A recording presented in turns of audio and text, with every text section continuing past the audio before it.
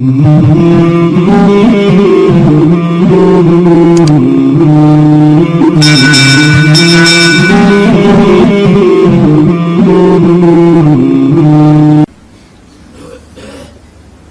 ایسے نہیں آتا تین کام جو کرے گا کبھی عزت نہ دیکھے گا، تین کام جو کرے گا کبھی عزت نہ دیکھے گا، تین کام جو کرے گا کبھی عزت نہ دیکھے گا، اور تین کام جو کرے گا کبھی ذلت نہ دیکھے گا، تین کام جو کرے گا کبھی ذلت نہ دیکھے گا، تین کام جو کرے گا کبھی ذلت نہ دیکھے گا۔ جو جھوٹ بولتا ہے، جو ظلم کرتا ہے، جو دھوکہ دیتا ہے، جو جھوٹ بولتی ہے، جو ظلم کرتی ہے، جو دھوکہ دیتی ہے، عزت کے خواب دیکھنے چھوڑ دے، ذلت مقدر ہے اس جہان میں اس جہان۔ قوم ہو، فرد ہو، عورت ہو، مرد ہو، ظلم ہے، جھوٹ ہے، دھوکہ ہے، رب ذوالجلال کی قسم ذلت کے سوا کچھ نہ ملے گا۔ جو سچ بولتا ہو، جو عدل کرتا ہو، جو دیانتدار ہو، اس کے لیے عزت مقدر ہو گئی، ہو گئی، ہو گئی۔ سچ ایک فرد میں ہے، عدل ایک فرد میں ہے، دیانت ایک فرد میں ہے یا ایک قوم میں ہے، انہیں عزت دینا یقینی ہو گیا، میرا اللہ انہیں دے کے رہے گا، چاہے وہ اللہ کو مانتے ہیں چاہے اللہ کا انکار کرتے ہیں۔ آگے آخرت کا مسئلہ الگ ہے۔ یہاں قوم، فرد، قبیلہ، کوئی مذہب، پتھر کا پجاری، آگ کا پجاری، سچ بولتا ہے، ظلم نہیں کرتا، دیانتدار ہے، اللہ کی قسم اللہ اسے عزت کی زندگی دے گا۔ رات کا تہجد گزار، دن کا روزے دار، کہیں ظلم کرتا ہے، کہیں جھوٹ بولتا ہے، کہیں دھوکہ دیتا ہے، ذلت اس کے ماتھے پہ لکھ دی جائے گی، اور موت کے بعد کی ذلت بھی ساتھ اٹھے گی۔ تو اللہ کو راضی کرو، کیسے؟ کبیرہ گناہوں سے بچ کر، اس کے سامنے سر جھکا کر۔ دوسرا کام، اللہ کے بندوں کے ساتھ معاملہ کرو۔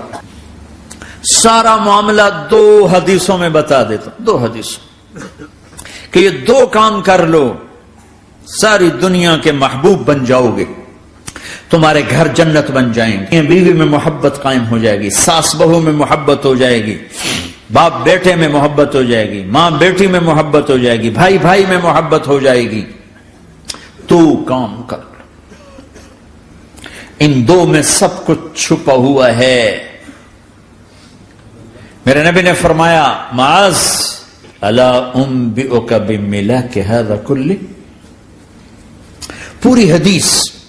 معاذ بن جبل نے کہا، یا رسول اللہ، کچھ جنت کے جانے کا راستہ تو بتائیں، جنت میں جانے کا راستہ تو بتائیں۔ انبئنی بعمل یدخلنی الجنہ، صاحب نے کہا، سألت عن امر عظیم، بہت بڑی باتوں نے پوچھی ہے۔ تقیم الصلاۃ المکتوبہ، تؤدی الصلاۃ المفروضہ، وتصوم رمضان، وتحج البیت۔ معاذ، نماز پڑھنا، روزہ رکھنا، زکوٰۃ دینا اور حج کرنا۔ پھر آپ نے فرمایا، ان شئت انبأتک بابواب الجنۃ، اب اگر تو چاہے تو کچھ اور بتاؤں، جنت کے دروازے بتاؤں؟ کہ جی بتائیں۔ کا الصوم جنہ، روزہ جہنم اور تیرے درمیان بیچ میں رکاوٹ بن جائے گا۔ الصدقۃ تطفئ الخطیہ، چھپ چھپ کے اللہ کے نام پہ دینا تیرے گناہوں کو دھو دے گا، پاک کر دے گا۔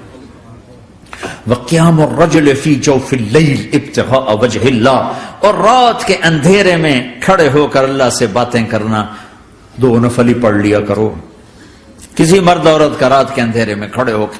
پھر آپ نے کہا، معاذ الا انبئک براس الامر وعمودہ وذروۃ سنامہ وبملاک ھذا کلہ، اے معاذ میں تمہیں اب سارے دین کا خلاصہ بتاؤں، سارے دین کا سرا بتاؤں، ستون بتاؤں، ایک روایت کے مطابق ستون بتاؤں، آخری چیز بتاؤں، آخری چیز بتاؤں؟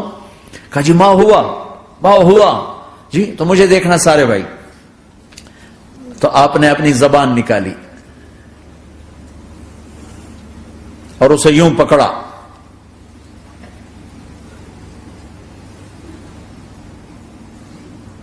معاذ کف ھذا، معاذ اپنی زبان پہ قابو پا جا.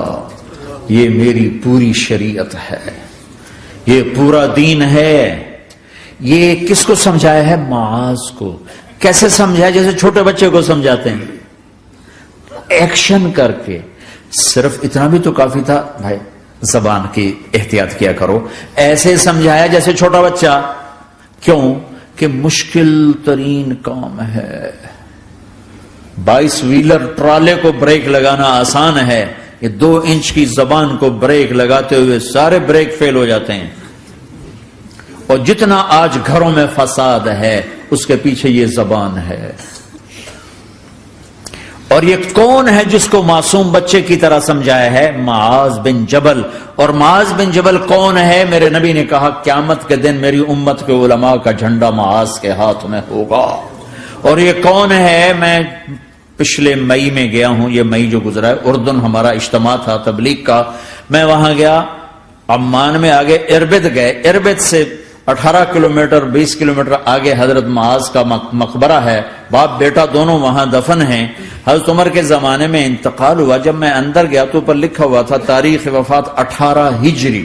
جب میں مقبرے میں داخل ہوا، کمرے میں جس میں قبر تھی، سارے کمرے میں خوشبو ہی خوشبو.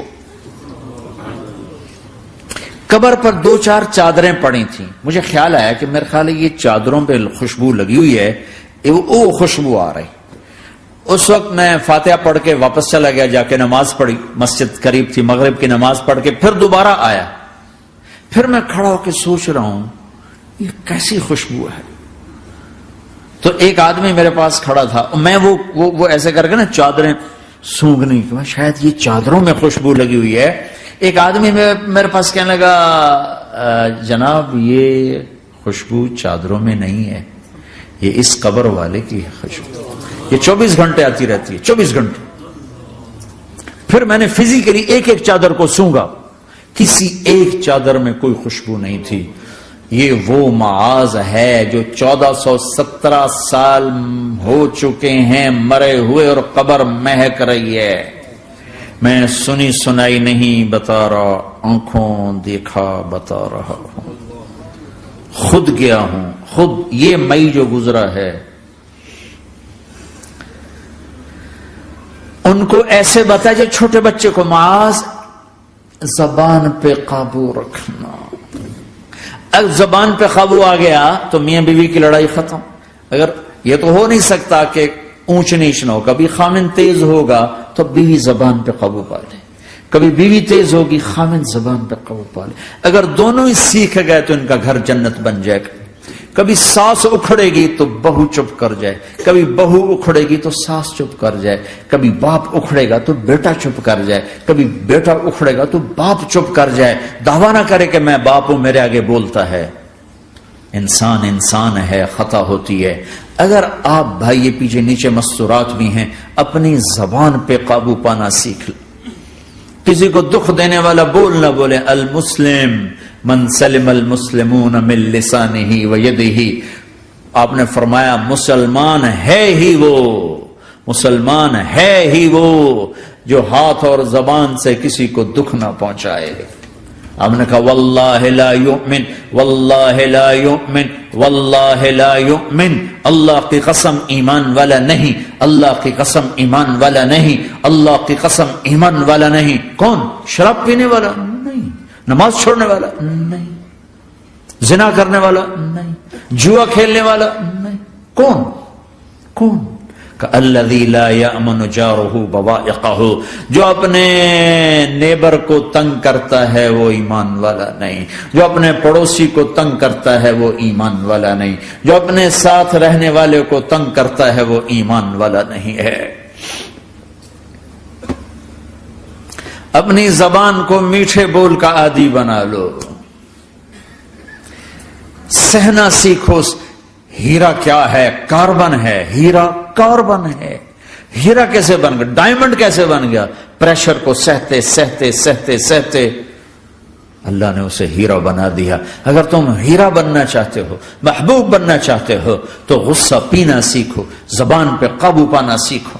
اپنی زبان کے اوپر اللہ نے 2 دروازے لگائے، بند کرنا. 32 تالے ہیں، ان کو بند کرنا سیکھو اللہ کے واسطے. اگر زندگیوں میں خوشی لانا چاہتے ہو تو برداشت کرنا سیکھو.